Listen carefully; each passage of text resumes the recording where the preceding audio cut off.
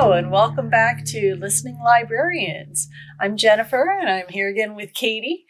And today, since we're heading into the cold weather season, we thought it would be a nice time to just stop and enjoy some comfort reads in our audiobook listening. So, what's your first comfort read? So I was planning for the recording of this video, and I realized, when I'm having a bad day or I just need a little bit of extra comfort, I tend to turn to this one author, and her name is Sebastian. So I thought I would talk about the most recent audiobook that I listened to from her.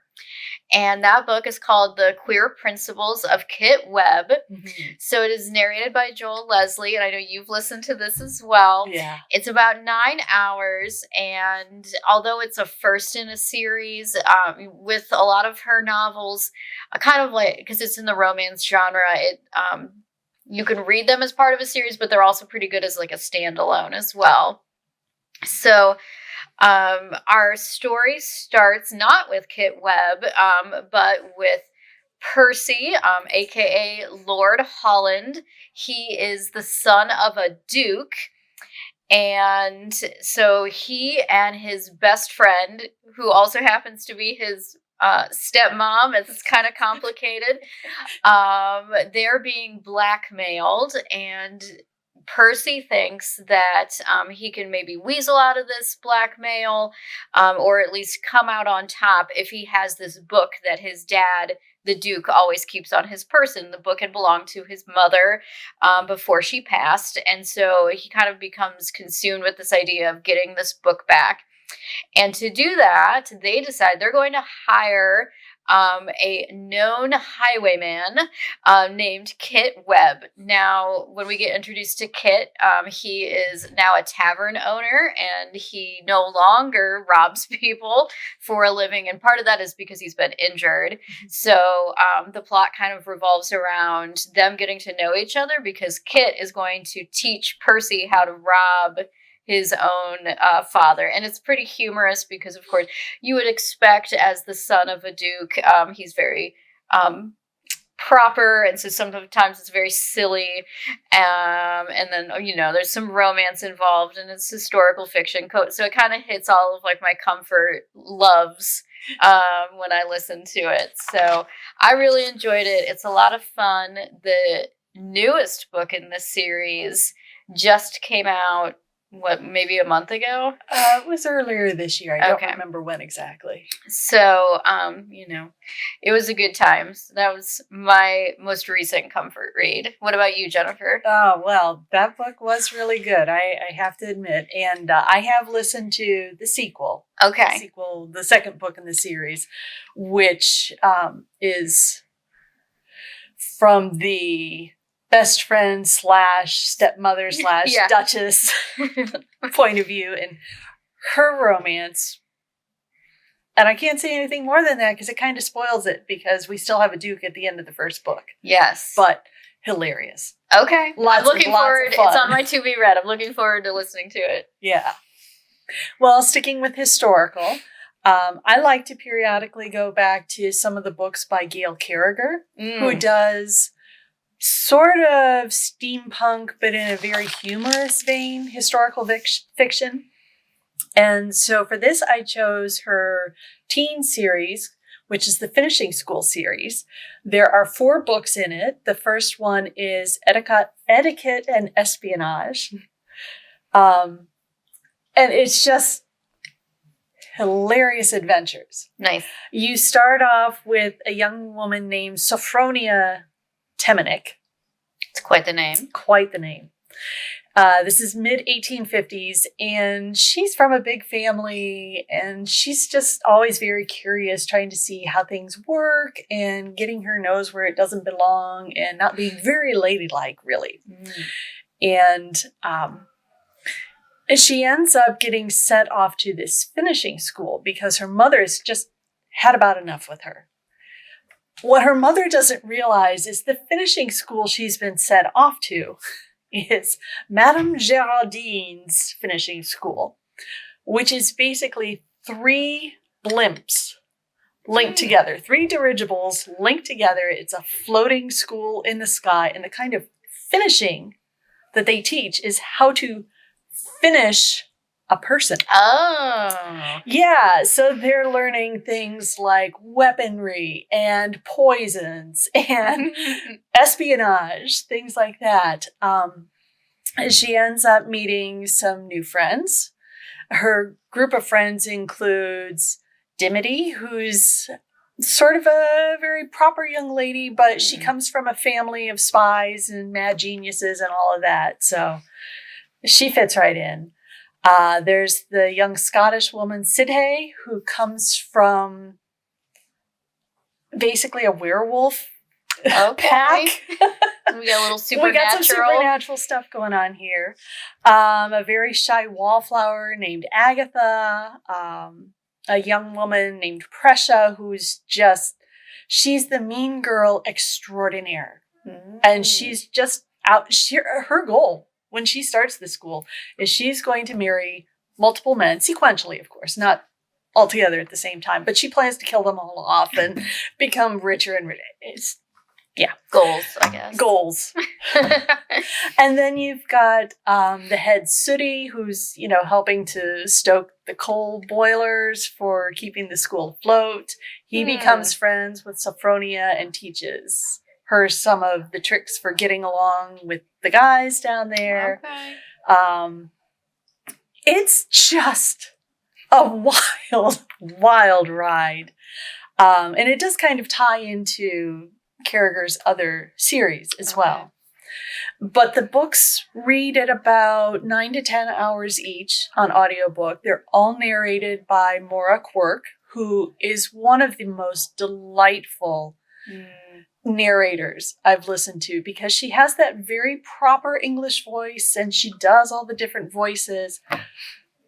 But some of the things she has to say are just so bonkers, and she says them with the most deadpan delivery that you're like, how did you not crack yourself up while reading this? And it's just a lot of fun. I think they were all published probably 8 to 10 years ago, maybe 5 to 10 years ago. There are some things that don't wear quite as well, but overall, if you look at it as a fun historical adventure, it's fun. It's worth it. Check them out. Yeah. How about you? Okay, so my next choice for a comfort read is probably kind of a weird choice for a comfort read, and that is the book Last Rituals by Yrsa Sigurdardottir, which is quite the name. She's from Iceland. Yeah. So I like to say that I'm weird. I love a good spooky murder mystery. And I know it doesn't necessarily scream comfort.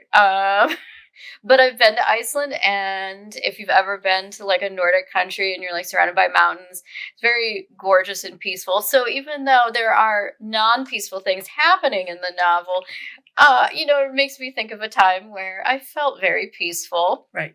So I'm including it. This has been narrated by Elizabeth Wiley, and she does a great job. And she had to have practiced some of these Icelandic place names and people names, because it is a very unique language. Yes. And so it was kind of exciting on that end, because now I know how to say like Snæfellsnes, which is a tiny little like fjord that they go to in the book. Yeah. I've seen it spelled out. I would not have guessed that's how you said it. All right. So the plot is that this German grad student, his name is Harold, he has been murdered. When his body is found, it's and this is not a book for the faint of heart. It's mutilated, and it has these weird, strange symbols carved into his skin. His eyes are missing. Now, he had been studying at the University of Reykjavik, and the Reykjavik police make an arrest right away. They just arrest this like local drug dealer, and everyone kind of goes, why, why are we sure that this is the guy? And some of the people who aren't sure that this is the guy are his family back in Germany. So they hire two people. They hire our main character. Her name is Thora. She is an Icelandic lawyer, so she's supposed to be helping kind of from like the legal investigation end. And then they hire this German that they know, and he's essentially a PI, and his name is Matthew. So the plan is for Thora and Matthew to kind of team up and investigate what really happened to Harold. And of course, things aren't so cut and dry, in part because Harold was not your typical like spoiled rich kid. He's super into the occult and dark magic. And anyway, the mystery, I don't want to give away anything, obviously, of what really happens, but the mystery is really well crafted and put together. When you listen to it, again, you get those great pronunciations. Mm-hmm. And then I really like the character of Thora as well, because she's very realistic. So this is actually, she writes several books about Thora after this one. This is the first. And so I think it's a good description of what it would be like to be a working single mom. And she also kind of kicks butt at some times. So, grisly murder, yes, but it's... It's still a really good read, and I'm strange, and it brought me comfort. So, what else did you read? Well, I mean, and we didn't plan this, okay, but my other one does also involve grisly murder, occult. Okay. Yeah. Two peas in a pod. Yeah, but mine is historical. Okay. Mine is A Master of Djinn by Djeli Clark. It came out in 2021. There were actually a couple of novellas that came out before it, a short story, a really short novella, and a slightly longer novella. They're set in steampunk, we sense a theme here, steampunk 1912 Cairo. And the main character is Fatma el-Sha'rawi, who is an agent of the Ministry of Alchemy, Enchantments, and Supernatural Entities. Ooh. So kind of like a cop for the supernatural, a detective for the supernatural. The British are still in Egypt in this different world. And one of the local English bigwigs is Alistair Worthington. And he has become very intrigued by this prophet, Al-Jahiz, who was the one to open up the portal to allow the Djinn and the other supernatural creatures come through to the human world. And he has developed this group called the Hermetic Brotherhood to try and uphold the ideals of Al-Jahiz. Now, granted, most of the people in the Brotherhood are English or European, so a little suspect there to begin with. But the book starts off with, there's this meeting of the Brotherhood. Another relic has been found and brought to include in their rituals. And before they really get started with the rituals, this mysterious person comes in and claims to be Al-Jahiz resurrected from the dead. And has a bunch of equally mysterious people with him, and he's decided that this brotherhood will not stand, and basically there's a mass murder there. And the way he does it, and you don't really know how it happens until much later in the book, but they burn from the inside out. Oh. Yeah. Like a microwave. Yeah. An exploding one. Yeah. It's pretty grim. So then, of course, the officials have to come in and investigate. And because this is not possibly a human way to murder someone, they need to bring in the ministry. And well, that means Fatma. So she comes in to investigate. And the book is then a very long investigation of that, but also trying to understand who is this person claiming to be Al-Jahiz, because they start rabble-rousing, basically, and talking to the poorer folks in Cairo and saying, these British overlords, they're not here to take care of you, and the government the Egyptian government, they're not looking after you, but I am here to deliver you. And yeah, there's a lot. There's a lot going on. There's magic. There's supernatural things happening. And then we also have Fatma